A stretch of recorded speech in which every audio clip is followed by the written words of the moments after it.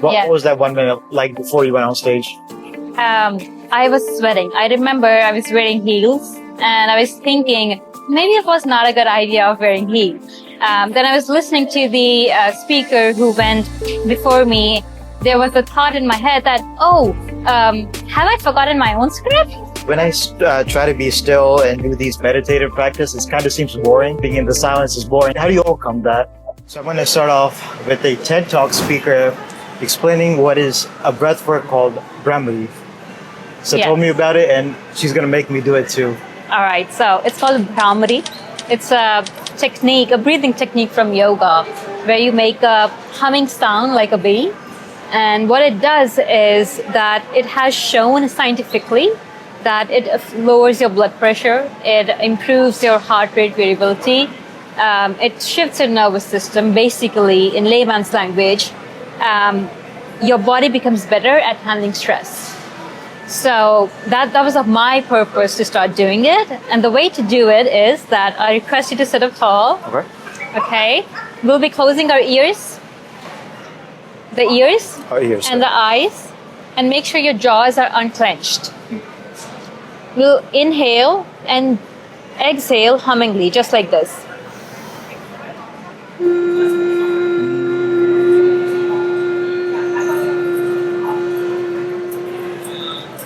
Let's do one more time.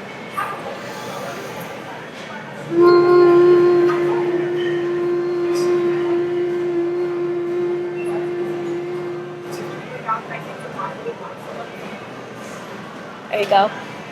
And what's interesting is, Madhav, that science has shown that this increases the alpha waves in our brain that helps us think clear, calm, and more aware. So the time that it helps you calm down, it also helps you focus more.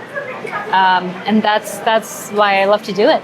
It's kind of like you're blocking out all the sound and the only sound is the humming, huh? Yes, and if you think about this, it's not just a sound, it's like a vibration that's like creating. And that was the whole purpose of it, that you're aligning yourself, you're coming back to your energies, you're making sure that all the noises that you're carrying from the day are kind of, How did you even find out about this? That's an interesting question. I actually found this out through a doctor. Her name is Dr. Shweta, if I'm not wrong. I might be missing out on her last name, but I follow her because she does. She kind of calculates people's energy and aura. There's a machine through which you can do that. And when I was really tensed up, and I was trying to find a way which is non-medicinal, but then I can also include in my routine practice, is also, there's some science behind it, and it's not just anything on Instagram that I do. So she came onto my feed, and then I did my research. And then a lot of our gurus, like Sri M is one of them. He's a big philosopher from India. He does that as well. So when I started to read about it more, that's when I realized what all good it becomes to do. And it was pretty easy to do. We just did it in a couple of minutes. I do this about 5 to 7 minutes a day. You can gradually increase, but just that, I saw the change in myself the very first day. What was the biggest change you've seen? I think I became very clear-headed. My clarity towards things increased. If you're trying to do a lot of things in a day, you need your mind straight. You need all your ducks in the row. You cannot bring in doubts. You don't have the time to overthink or procrastinate. So I was really trying to find something to eliminate that, and that really helped me do that. Yeah. When I try to be still and do these meditative practices, it kind of seems boring. Being in the silence is boring. I think you made a video about that. Yes. How do you overcome that? Silence is boring. There were times when I thought that meditation is just sleeping. Maybe if I just sleep, that's all I need. But when I sit in silence, I try not to sit within my comfort zone. It's not within my house. It's not on my study table.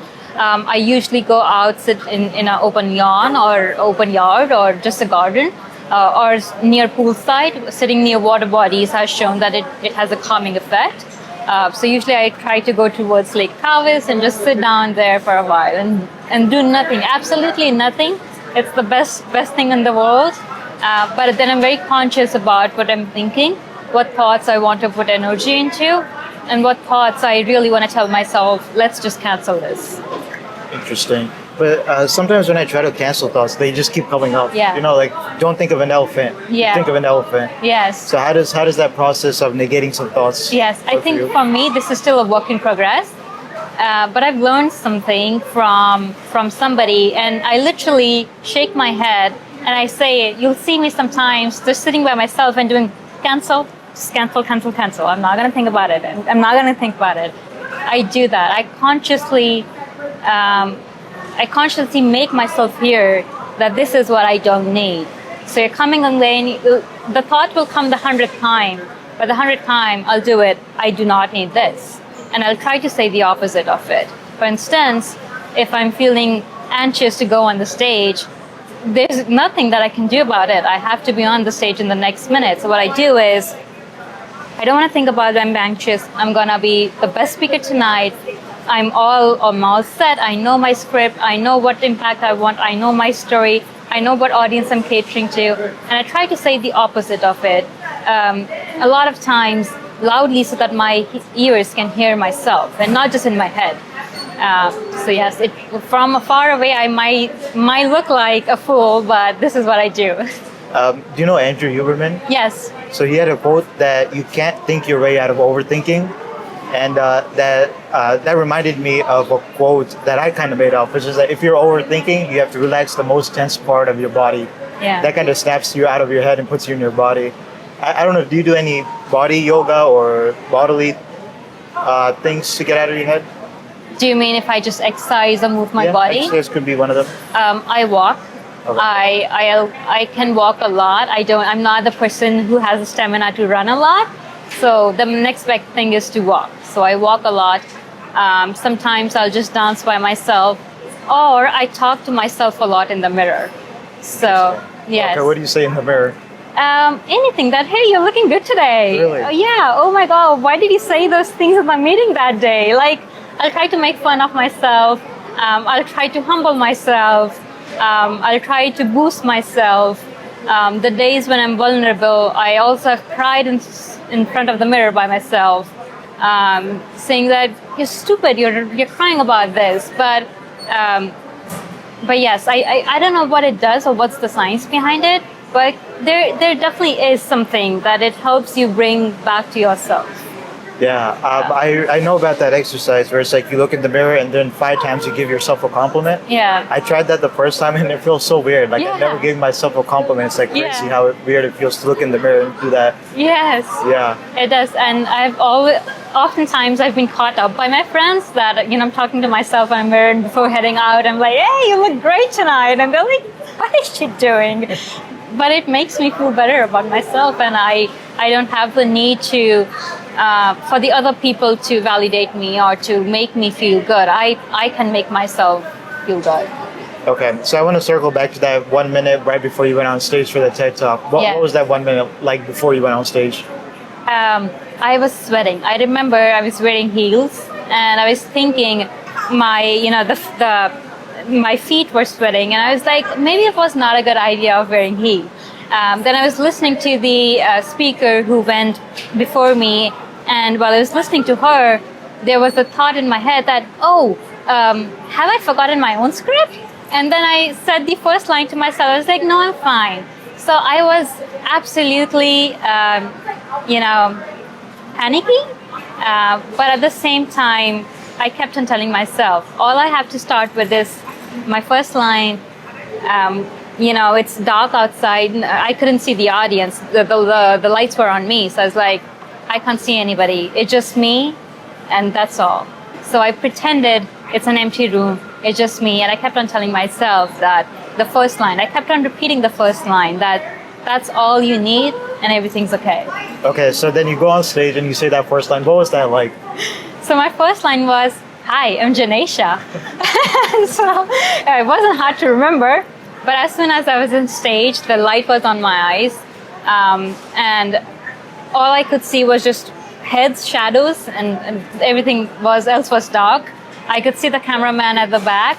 And my goal was that I'll keep on looking towards everybody. I don't know if I'm making eye contact, but I should make the audience feel that I'm engaging with them. And then also, I told this myself that you will not get this moment again. There will never be a first time. So all you have to do is just enjoy this moment. You have prepared so hard for this. You have waited for so long for this. And now that it's happening, I cannot let what has not yet happened, just the anxiousness of it, that something could go wrong, I could not let this go down. So I put on the biggest smile. I made sure that my body posture is as such. I'm the most confident person in this room. And all I had to do was, hi, I'm Janesha.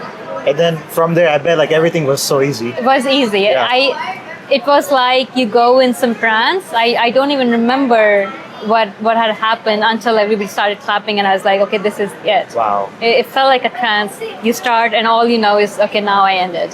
So the only way you could go into that trance is if you repeated that script so many times, right? Yes. Crazy Yes. amount of preparation, I bet. Yeah, I feel like more than a script, it was my story. It was my story, where I'm coming from, where I left behind a portion of myself, where did I recognize that, and what brought me back to it. So it was really just me telling about myself, and people love to talk about themselves. so yes, I knew what values I had to bring forward, what learnings people could take away from me, what the years that I spent on this is if somebody can learn from me in 10 minutes, I would have loved to do that. So I was confident in that, and yes, that made me go through it. So before we get into your story, what was the one biggest lesson you learned from this talk? Or from the preparation, from the whole experience? I think we think a lot about, we want to do this, we want to do that. If you're confident in what you are, no matter how you are and what you have to say, nothing else matters. While I was preparing, there were so many feedback, critics, opinions that I should do this. Oh, this is not working well. And I tried changing it. But I always got back to what I wrote initially, because that made me the most comfortable, that made me the most confident. And I knew that this exactly, no, I don't have to put in the fancy words. I don't have to be the best in grammar. But if I can just put it in the most layman language, for the people who have to understand, they'll get it. So I think be confident in what you're trying to say and the way you're trying to say, no matter what other people are saying about this, just always get back to what you wanted to say. Yeah, because that comes from the heart, not the mind. Yes. What comes from the heart sticks, even if you make mistakes and stumble your way through it. Exactly. Yeah. So I'm curious a little bit about your story. You said you grew up in India, Punjab, and you came here when, like 2-3 years ago? About 8 years ago now. Oh, 8 years ago for masters. Yeah. Yes. So what was that arc like? What was the difficulty? What were the challenges? What did you learn? Okay, so I grew up in India. I spent 21 years back home in Punjab, and pretty much there was a Janesha who was set in terms of her values, her character, her beliefs, her dreams. Everything was so laid down in a very specific manner. I was always, living with family. You always grew up in that comfort zone, in that shed that it's always protected. Yeah. So when I came here, it felt like, where's my protection layer? Where's my protection layer? Yeah. Because now everything you have to do by your own. You don't have helpers. You don't have, family to take care of. You don't have dad to call and be like, I don't know what to do here. And you don't have to pretend to be the old version either. Yes. So there was a huge identity crisis while I was living my best life in college, because now I had the freedom, I have the independence to make my own decisions, do things my own way. But also there was a question that I was asking myself internally, that I used to do things a certain way. Why did I used to do that? And am I supposed to keep on doing them? Or the new ways I've seen or explored or saw other people doing, is that the right way? So there was a huge question of what is right, what is wrong, that I used to ask myself. That was the challenge for me. But the good thing was that on the surface, you meet new people, life's fun, while studying, but then you're also partying, you're also meeting new people. You don't have to care. You're basically unemployed, but your parents are still proud of you because you're in the United States and doing well for yourself. So you're a drunk, unemployed person who people are proud of. And they're proud of you. And Wow. so it was the best time of my life. But internally, some of the big questions started to hit me. What were So- some of those questions? That who is Janesha? Beyond who her parents told her to be, beyond her expectations back in India that people had from her, now that they are not there, who am I? What am I doing for myself? What are my beliefs? How much of them are coming from when I was molded in a small, childhood? And I'm still carrying that up to a certain age. Now that I look back into it, do I carry that?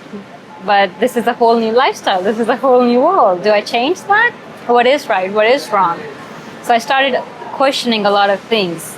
That was the challenge for me. So when you were questioning it, was it like journal writing, or was it like sleepless nights, or maybe you did other activities and maybe like, well, I like this more? What was that questioning process? Yes, I think when I just came to US, I was not journaling at all. My practices to look inwards came a lot later. That was still the discovery time that something's different. This girl is changing. Why am I changing? Is this a good change or is this a bad change? So a lot of times it was mostly overthinking. It was talking to people still back at home and hearing that you're not the same person. Yeah. And I'm like, I'm still the same person. What are you saying? But my friends from back home, they were like, no, something's changed. I don't know what's changed, but something's changed. My parents were like, you never questioned about these things. Why are you being rebellious about these things now? Yeah. So that's when it hit most. When other people tell you who they have seen you for the longest time, and now they say you're not the same, and you're like, what changed? And that's when I started questioning it. Yeah, I've gotten that same exact thing many times, and Yeah. my first reaction is, was that good or bad? Because they usually the tonality is, well, you've changed, and it's not always like the best Yes. tonality. Yes. So like, wait, am I doing a bad thing by changing? Aren't we supposed to change? Right. Yeah. So Yes. then, what were some things that you were questioning about, like your religion, maybe spirituality? I think kind of everything. I started questioning. Back home, I came from a very protective family. Working woman was not the biggest, I've not seen that until my mom started doing what she wanted to do. And then I was like, okay, I can do something of my own. Then it's the smallest of the things. I feel like trying to put this in the best way possible. Every road has, back in India, every road was made so easy for me that there were times when I was not making decisions for myself, where I'm going, what I'm gonna do, what career path should I take, when will I get married or not, stuff like that. So when you leave that and when you come towards another end of the road where you have to make your own decisions, or at least you get that freedom to make your own decisions, then you start questioning that. Is it necessary to do your master's right after your bachelor's? Is it necessary to get married by 26 or 28? Is 30 too late for a woman? Why is that? Why do people think like that? Why do they question that women should not be out of home working by 10 p.m.? I mean, yes, security is one thing, but if you do have the resources to get all things secured, then why not? I don't know. I start questioning the whole thing. What is feminine? What is not feminine? What is just ways where I was manipulated, or I know the people who told me to do certain things. It came from love and care, but I saw that it also came from their limited lens on life. So now, when you're living life on the other end of the world, your lens changed and your perspective changed. And I think that happened with me. A lot of things I used to do, my perspective changed on that. Right. Or so 10-year-old Janisha, are a lot of the dreams from that younger self happening now? Have they changed? How would that 10-year-old look at you right now? My dreams started to change at 12, at 14, at 16. So at a 10-year-old, I wanted to be a classical dancer. So for the longest time of my life, I had one thing that I was doing was classical dance. It was Kathak, close, but Kathak from Lucknowi Gharana. Okay. And that was one constant thing in my life up until high school. So a 10-year-old Janisha wanted to be a classical dancer. Then after high school, when I came to my bachelor's, I wanted to be a baker. A baker? Yes. Soon I realized I just like to eat and not cook as much. So I was like, okay, maybe this is not for me. Then I wanted to be a gynecologist.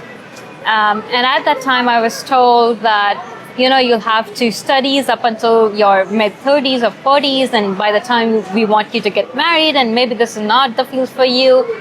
And I was like, okay, maybe yes. So I dropped that idea, and I was like, okay, let me just go into commerce and business, and I'll figure out what I want to do.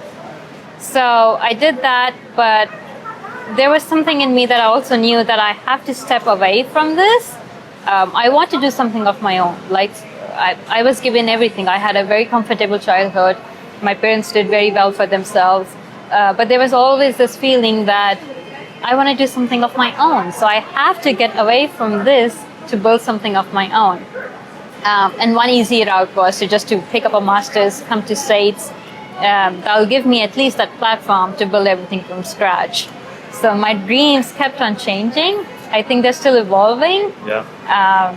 But yeah, all I know is that I want to be a better person than I was. That's one of my biggest dreams.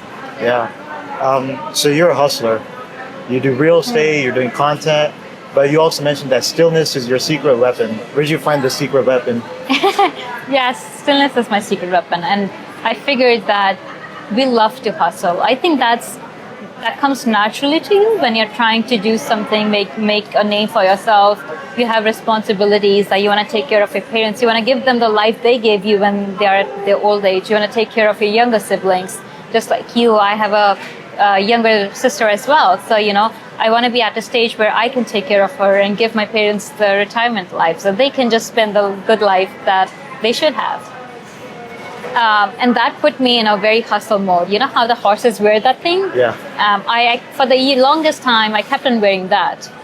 And then there was a time that my mom asked me that, are you happy? I was like, yeah, like honestly, I'm happy. What do you mean? So like, no, are you happy like from here? She touched her heart. Wow. And I was like, I don't know. And then she said something that really made me question me, that Janisha, you don't carry the same smile you used to have. And by the time I had a thriving 9-to-5, I had already bought my first property. I was on my way to make, sign on the papers for the second one. And I was planning a business with somebody. And she was like, you don't have the same smile. So I was like, no, but I'm doing everything. Like, I should be happy, right? Like, I'm growing. I'm growing in my job. I'm growing in my business. I'm growing the way I want to. So why am I not happy? And that's when I figured that if you forget who you really are, the smallest of the things, during that time, I forgot to say hello to myself in the mirror. I forgot that I love to hear qawwalis or old Hindi ghazals. I forgot that I love to just dance to myself. I forgot that I had friends from high school that I used to love talking to them on a group chat. I haven't done that in about a year now. Wow. So I was like, yeah, well, something did change. And that's when I realized that stillness does not mean that I'm pausing or I'm stopping from working. Stillness just means that the internal child, I'm getting back aligned to it. Things that make me happy, I'm also making space for them equally as much I want to make space for the things that will help me grow, financially or emotionally or materialistically in any way. So I still want to grow, the ambition's still there, the hunger's still there, but it's coming from a much more grounded foundation now. Yeah. This kind of reminds me of myself too, because I started doing content like last year, right Yeah. around this time. Yeah. And I never did it until I was 5. So from 5 years old to 26-year-olds, I never touched the camera.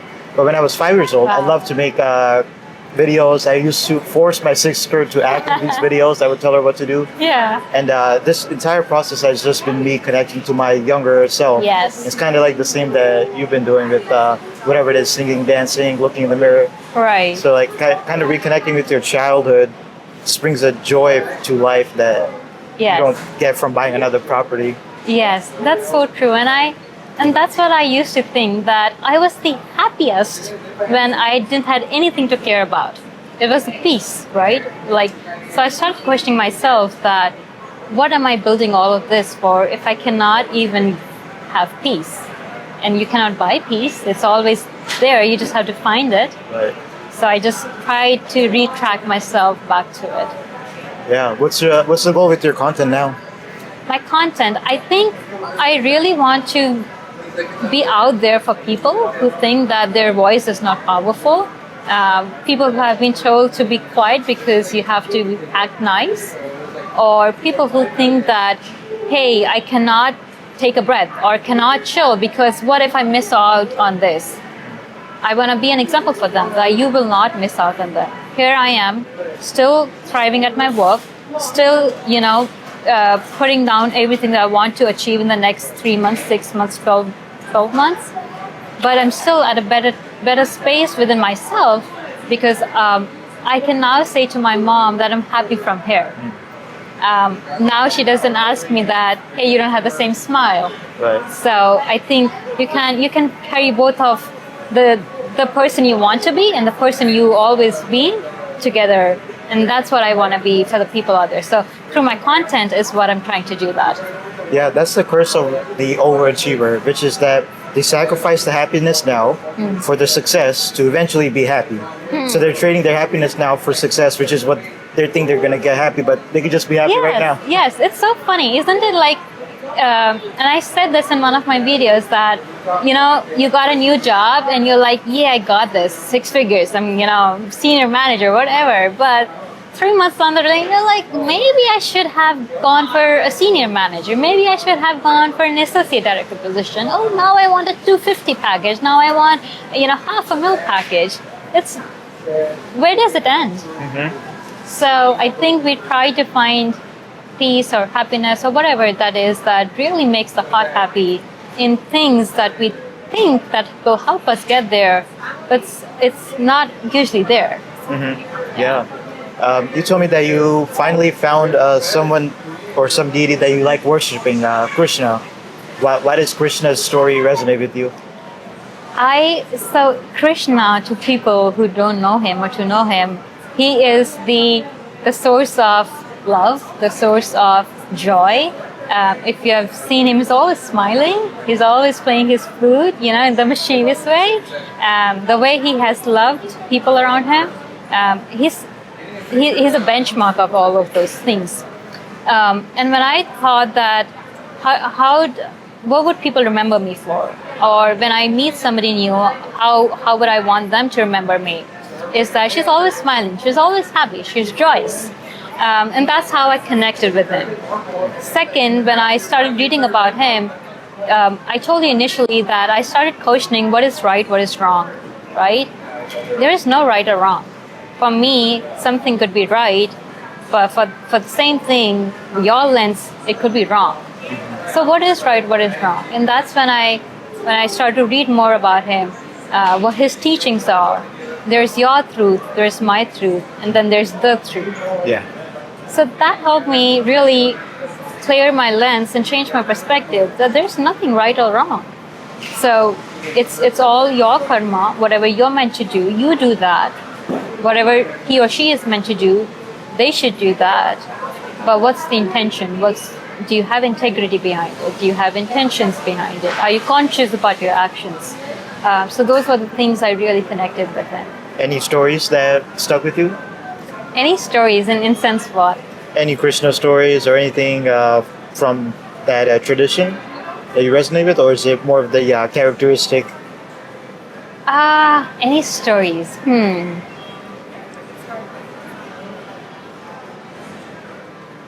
I think it comes back to my faith.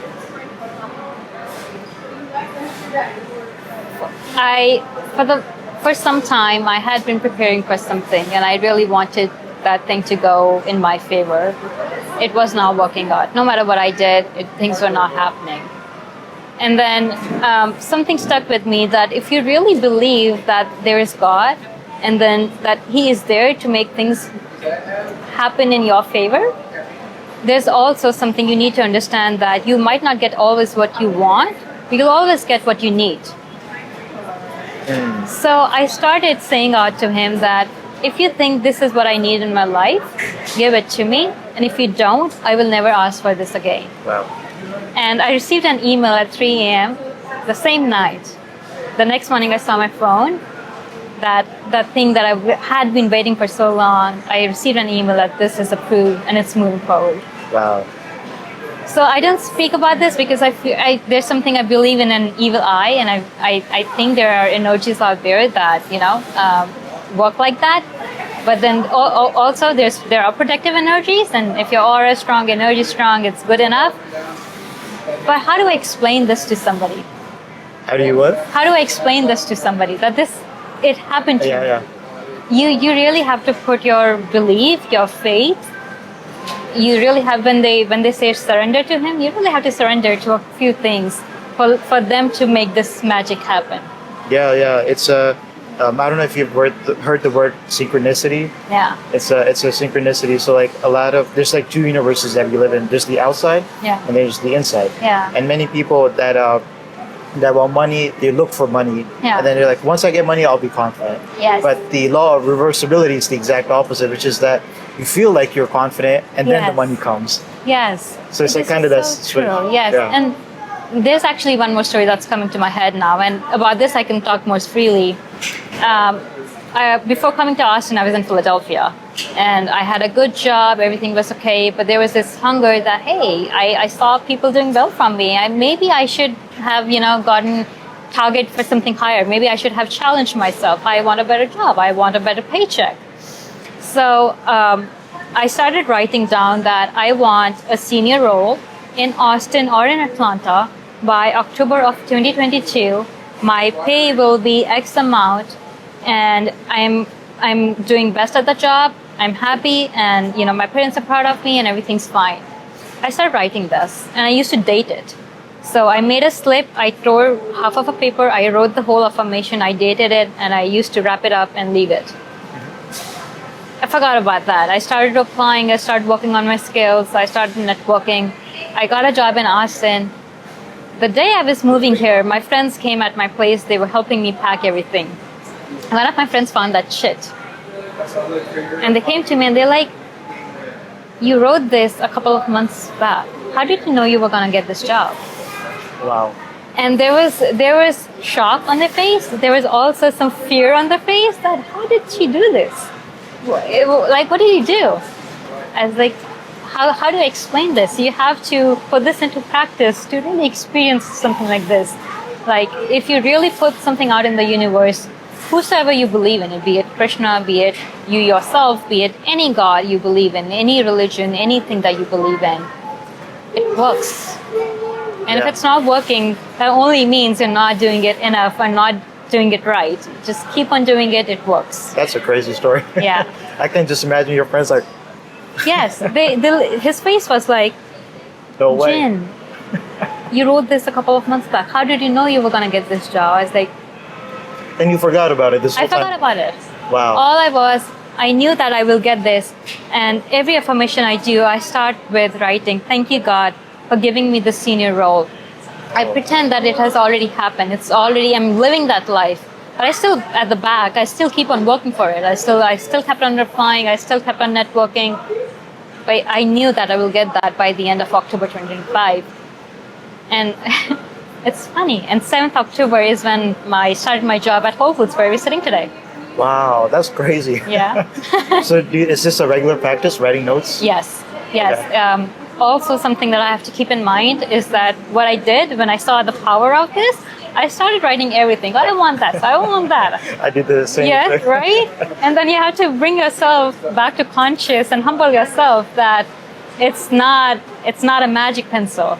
It's, do you really want it? Do you really believe that this is for you? This is what you need, and you are that person. And that's when I've started to differentiate that few things are just for fun, but few things where you really put your energy into, it does come true. Yeah, and sometimes I don't even, when I write the notes, I don't ask for like something. I'm like, just give me clarity. Yes. And sometimes it's like, it's not for you. That just hits me sometimes. Yeah. So it's sometimes even just for mental clarity. I'm like asking for that from the universe, God. Yeah. Do you write every night, or how do you do this? No, when I have I'm really stuck. Like, I try to use God as the last resort. I don't know if this is the right way, but I'm like, I'll try to figure it out on my own. And if I need it, and I really need it, then I'll come to God. Yeah. That's what I try to do. Yeah. That's So so cool. in this process, while you're writing the notes and it's not coming, perhaps, how do you surrender? How do you just openly surrender? I say it to him. I cry it out to him. I write it out to him. There have been times when I've written letters to Radhaji.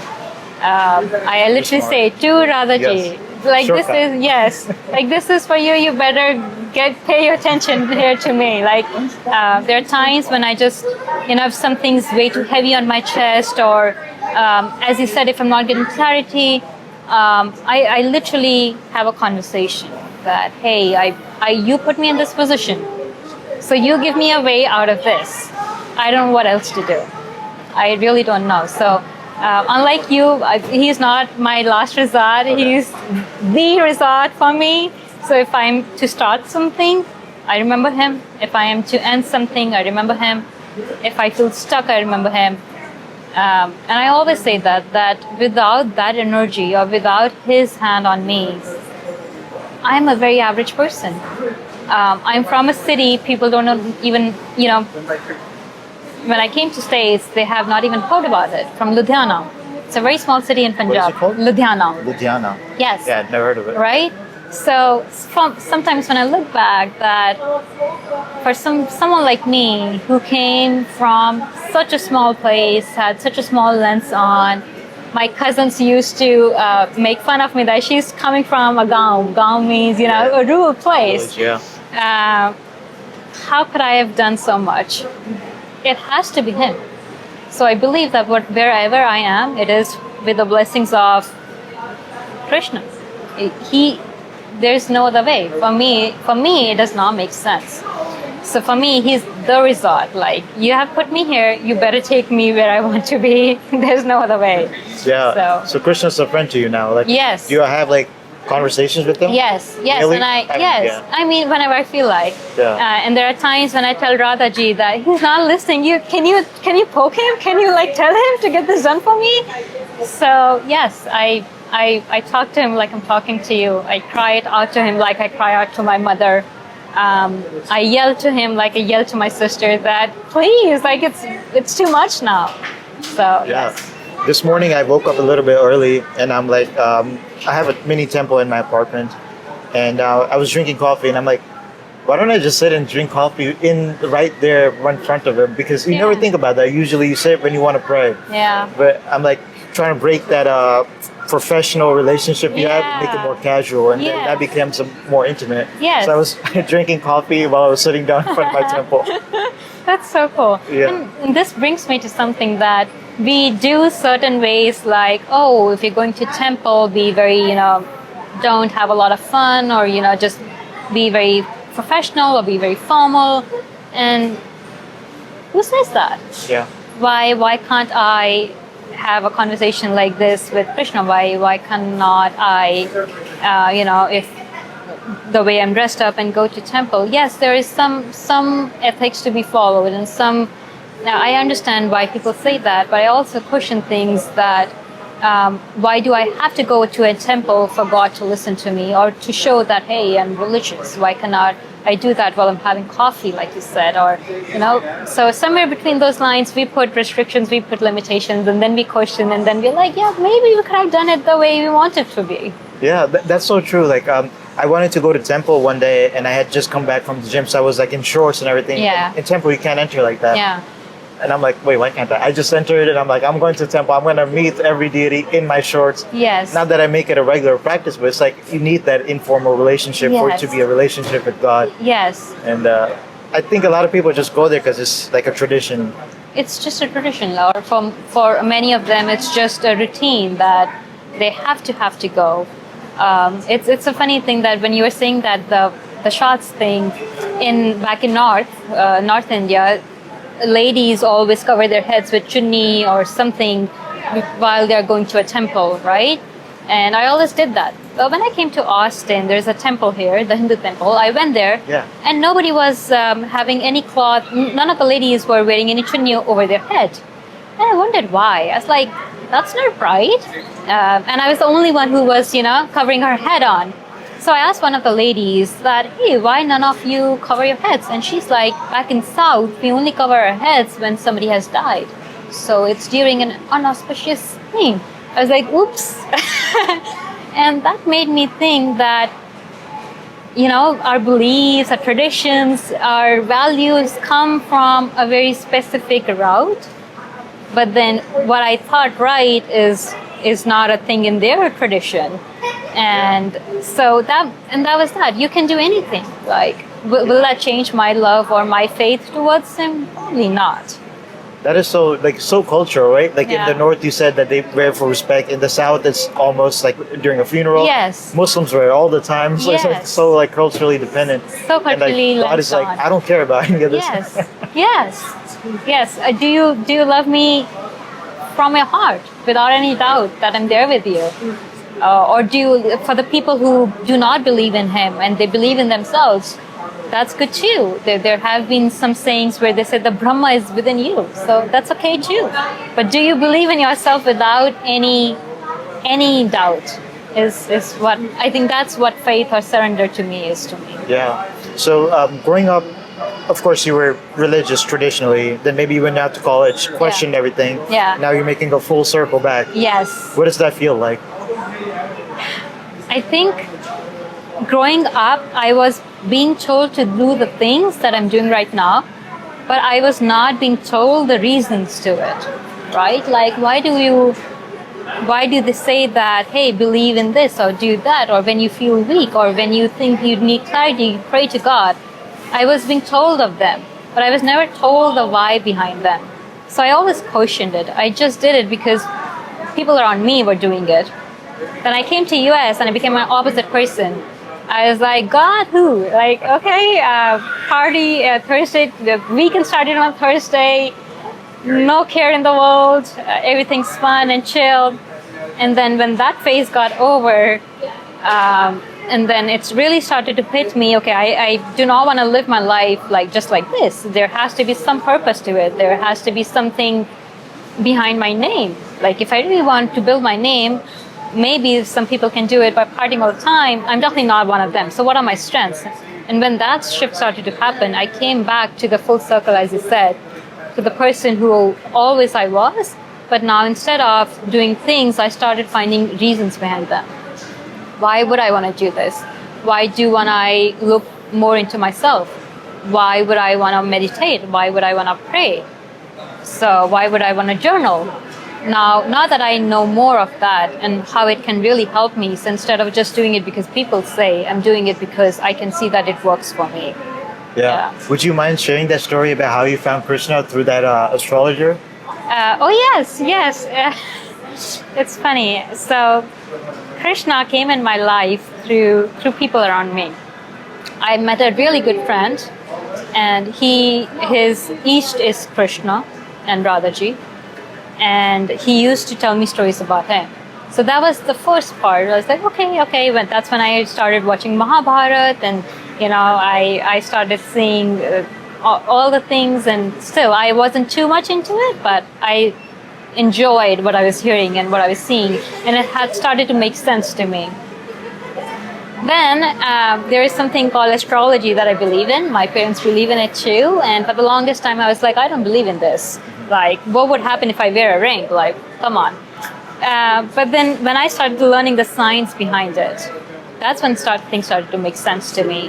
The planets, the timings, what would it mean to you? What would it do to you? And there's something my dad always says, that learning or leaning towards astrology does not mean that your the life problems are gone. It just means that it's still going to rain, but now you know that it could rain and you're preparing yourself with an umbrella, right? So that kind of makes sense. Like, if I know that the situation could come up, I could mentally prepare myself. I could maybe do something that could lessen the effects of that situation. So I met a lady who's an astrologer. She's a Sardar, she's a Punjabi person, but she is a Krishna Bhakta as well. I didn't know that. And my dad told that maybe it could be a good thing if you talk to her. You know, just see where life is taking you, and whatever you're doing is, can you focus on your strengths to even strengthen yourself and stuff like that. So my dad's a smart cookie. Like, if he gives me, breadcrumbs like this, he knows that it'll eventually come down. So I was like, okay, maybe I can talk to her. How can I work on my content? I want to increase my business. Is this a good route for me? How can I work on my strengths rather than, what I don't have or my limitations? And she said something that I have always questioned within myself, that before I knew that Krishna is my East, I always questioned myself that my family prays to everybody. I have been in a Christian school, so I used to go to church. I have grown up with friends who are Punjabi and Sikh, so I used to go to Gurdwara. My parents used to go to, because I'm a Jain, they used to go to a Mahavir temple, they used to go to Mata Chintapurni Ji, the goddess. So my mom used to go to Ajmer, the mosque. So I've been to all the places. But I used to ask myself, who is my God? Like, who do I go to when I have to? If I go to one, will the other be sad? Is this guilt? Like, that guilt used to be there. Is this bad? Right. Am I disrespecting somebody? So that question was always there. But somewhere along the way, by the time, through my friend, I have started hearing more about Krishna. I wanted to know more about him. I wanted to know his relationship with Radhaji, with his people. Why did he support, or why did he say, or why did he do the things he used to do? That had already started brewing somewhere around there. So when I met that lady and she was telling me about my charts and everything, she said, who do you pray to? I was like, well, Krishna. Well, it was the first thing that came out of my mouth. She's like, good thing. Keep on doing that, because people who have this chart or this planet in this specific placement, they always lean towards Krishna. Wow. I was like, that's crazy. That's crazy. The way he made entry in my life, and the way he affirmed that what you have always been on questioning, here's your answer. It wasn't at the time when I needed it. It came at the right time, but it did came, and it gave me the affirmation, and it strengthened my belief that, okay, what I'm doing, where I'm leaning towards is right. And some people would say it's a coincidence. Some would say, it could happen to a lot. It could, but it happened to me. It strengthened my experience, strengthened my belief through somebody. Sometimes God speaks and we are so doubtful that we tend to dismiss it as, oh, it's a coincidence. Yeah. And sometimes God's like, nope, he keeps coming until you pay attention to him. Yes, until you pay attention, you're like, open your eyes, it's time. Yeah. Yes. I'm curious, was it Saturn in 12th? Was that the one? Yes. So by the Lagna chart, so when you make the Kundli, there's a Lagna chart. And if my Saturn is in the first house, but it's also numbered 12. So there are multiple things when it thinks. Okay. In that placement is when I was told that people who have that placement lean towards Krishna. Yeah. You also mentioned you sometimes write notes to Radha. Yes. Why Radha? Just because you're like a shortcut, hey, Krishna saw this. Yes, because he's the one who, people say, as soon as even you are about to say Ra for the Radha, Krishna is already looking at you. Yeah. So I was like, okay, I found the Supreme Court. so if for the longest time, if you're not going to hear about me, then I go to the Supreme Court and be like, okay, it's time for you to help me out here. So, and also, one thing that really connected with my heart is the way that she loved him. Some say they got married, some say they did not get married. They did not live, when you think of a couple, you always want a good ending for them and you want them to live together all through the life and stuff like that. The story was kind of like that, kind of not like that. But her love for him was so true that some also say that they're just one. Radha and Krishna is just one. So that kind of love, that kind of surrender to somebody is I don't know of anything else where they could have done this or set that example. So when I think of love, when I think of partnership or companionship, I feel like this is what I want, or this is a person I want to be for somebody. So that was another reason why I connected with her. But yes, to your answer, question, the answer is I wanted a shortcut. I like, if you listen to her, you better tell him. That's so funny. Yeah. And one of the reasons his story resonates with me a lot too is, yes, he's about love, but if you look at his story is crazy. He is born in a jail cell, so his original parents are not with him. So he has to get adopted. Yes. His all first 7 brothers get killed. Yeah. So then he gets raised up. All this time he has an evil uncle. Yes. So he's already dealing with a lot. Yeah. Then he has to leave his Gokul, I think it's Yes. called. And he has to go out on his own. Yeah. Then he has to fight a whole war. Yeah. Then at the very end, his one lover, Radha, he can't marry her. He has to marry another woman. And at the very end, he's just shot with an arrow and dies. But Yeah. throughout that whole Leela, he's just exemplifying love Yes. throughout this entire hardship. So I think people get confused that when they think about Krishna, they think about love, but they Yeah. forget the context in which he was displaying that type of love.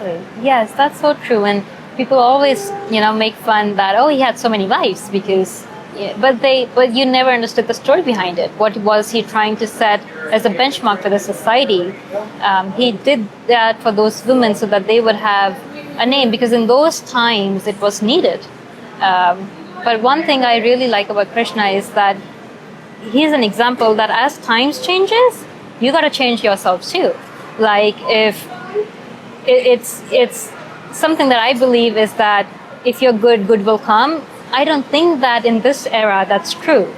It's not mandatory that if you're good, good will come to you. Sometimes you have to play as well. Sometimes you have to take shortcuts as well. And is that bad? I don't know. Is that wrong? I don't know. What is right or wrong? Yeah. A knife in a murderer's hand is wrong, but the same knife in a doctor's hand could save life. What is right? What is wrong? Yeah, yeah. Everybody's doing their dharma. The knife is just a knife. You are meant to do your dharma. The snake, bites people and people say, so we'll kill the snake, but it's his dharma.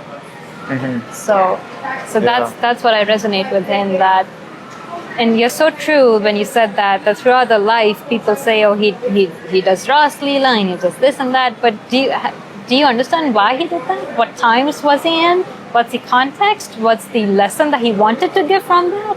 And is that where you're picking from it, or it could be that you're just choosing to see where you want to see. Yeah, yeah. And now, sorry, one more thing about Krishna, because I love him so much. Yeah. There's you can have a relationship that's so dynamic with Krishna. Yeah. When he's a child, my mom worships Krishna as if it's his own child. Yeah. You worship him as a friend. Yeah. Some might worship him as his husband. Like women might see him as a husband. Yeah. Some might see it as a father. Like you could have a varying amount of human relation with this supreme divinity. Yes. Just because of his entire life. Yes, that's so true. This reminded me of a story that there was an old lady who did not had any kids or any family, but she used to take care of Krishna, the idol, like literally his statue, as if this is her own child. So slowly she started to hear Krishna in a baby voice. And people used to say, this is a crazy lady, like stay away from her, like what is she up to? But then she used to feed him, bathe him, play with him, and she used to hear him. One day, one of the neighbors called her and they were having a conversation. And Krishna, as mischievous he is, he was like, Ma, listen to me. And she was like, hold on, I'm talking to somebody. But he kept on going, Mom, listen to me. She's like, hold on, I'm talking with somebody. Can you not? She was getting a little agitated. But he kept on going, listen to me, Ma, listen to me. She's like, what? And then he asked for something. And then because she was agitated, she's like, you're the God. You can do this by yourself. And then he was like, all right, you want the God? And then he vanished. Wow. And then she was like, well, I loved you like a son, and he was there for you as a son. You don't want that, and you wanted me to remind I'm the God. I will be the God. Come to the mandir to worship me now. Wow, that's crazy. Yeah. Did he ever come back to her? I don't know. That's crazy. Yeah. That's such a good story. Wow. It's like you can't worship the God as a God. You have to worship him as your own. As your own. Yeah. Yeah. That's beautiful.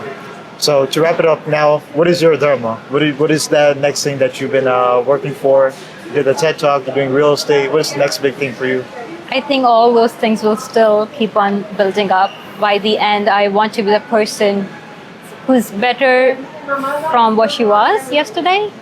And what I really want to do is be at a level that I can serve people. Throughout this journey, there are so many people who help you build up yourself. Some continue the journey with you, some are left behind, some are not in a position to ask help from you. But eventually, I really want to be at a position that I can help and go give back to people. Specifically, when I started my journey, I used to work with an NGO who was built for autistic students. So for 4 years back in India, I used to work with them, work on their tongue muscles, give them therapies. And they were just not kids, they were also adults, people who have lived 60 years of their life not knowing that they have autism, because we come from such a small city that people think it's a disease. Well, it's just a disorder. And because you lack of knowledge, they were always left behind. So seeing that so closely, the sense of gratitude is very high in me. I am so thankful for the life I've been given because I've seen what it could have been. So I really want to be at a level that I can do something. I can build schools for them. I could build therapy sessions for them. I could increase in whatever way possible the knowledge, the education behind this, that there are so many ways that we can help, your family members, your children, your uncles and aunties who are going through this, and just add on to what's already, it's been growing. The knowledge, the education around this is growing, but I really want to do my part in helping contribute that. And I want to be at a position that I can comfortably do that, I can meaningfully do that.